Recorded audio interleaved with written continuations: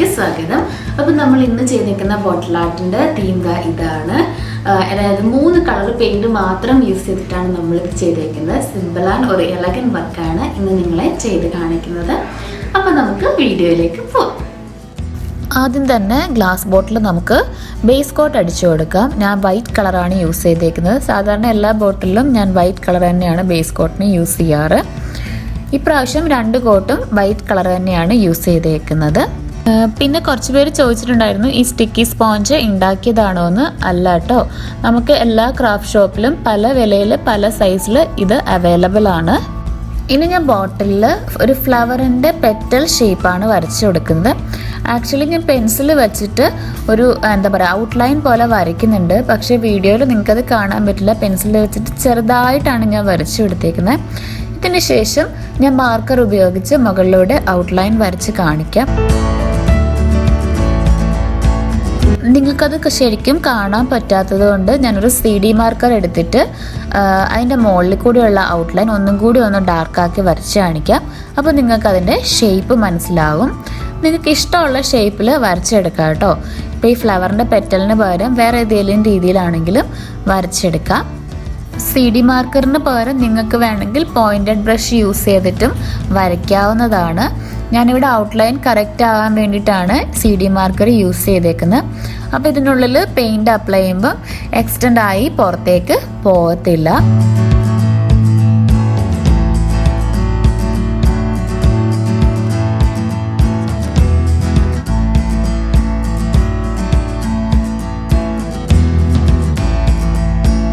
Bottom സൈഡിലും ഇതേപോലെ തന്നെ വരച്ചു കൊടുക്കുന്നുണ്ട്. വലിയ വർക്കൊന്നും ഇല്ലാത്ത സിമ്പിളായിട്ട് എല്ലാവർക്കും ചെയ്യാവുന്ന മെത്തേഡാണിത്.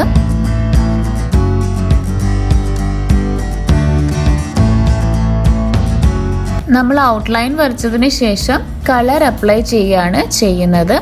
പെറ്റൽസിന് ഞാൻ റെഡ് കളറാണ് അപ്ലൈ ചെയ്യുന്നത്.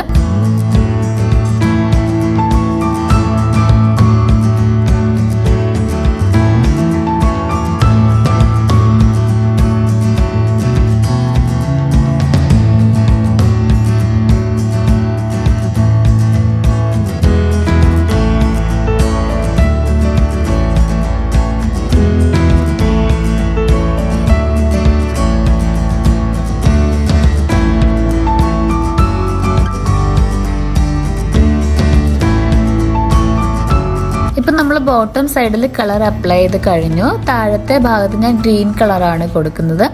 വൈറ്റിൻ്റെ കൂടെ റെഡും ഗ്രീനും ഒരു നല്ല കോൺട്രാസ്റ്റ് ആണ്.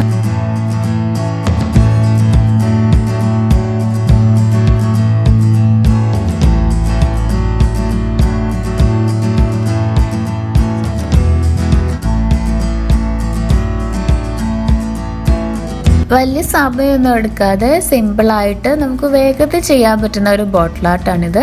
കുഞ്ഞു കുട്ടികൾക്ക് പോലും ഈസി ആയിട്ട് ചെയ്യാൻ പറ്റും.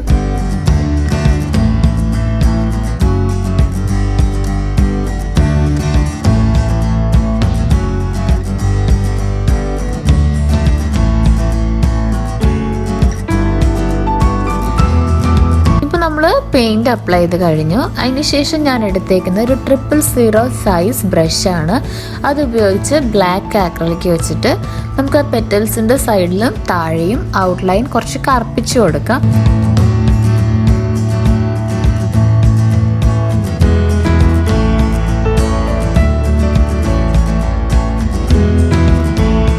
ഔട്ട്ലൈൻ വരയ്ക്കാനും ബോട്ടിലിൽ എഴുതാനും ഒക്കെ ആയിട്ട് നമുക്ക് എപ്പോഴും നല്ലത് 0 സൈസ് ബ്രഷസ് ആണ്.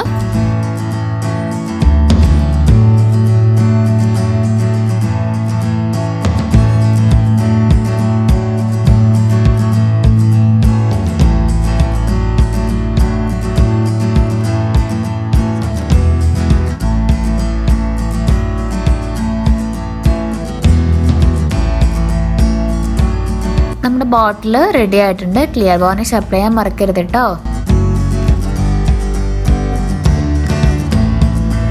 അപ്പോൾ വീഡിയോ ഇഷ്ടമായാൽ ലൈക്ക് ചെയ്യുക, കമൻറ്റ് ചെയ്യുക, ഷെയർ ചെയ്യുക, സബ്സ്ക്രൈബ് ചെയ്യുക. നിങ്ങൾക്ക് എന്തെങ്കിലും കൂടുതലായിട്ട് വീഡിയോയിൽ വേണമെന്നുണ്ടെങ്കിൽ എന്തെങ്കിലും പുതിയ ടോപ്പിക്സ് വേണമെന്നുണ്ടെങ്കിൽ കമൻറ്റിൽ അറിയിച്ചാൽ മതി.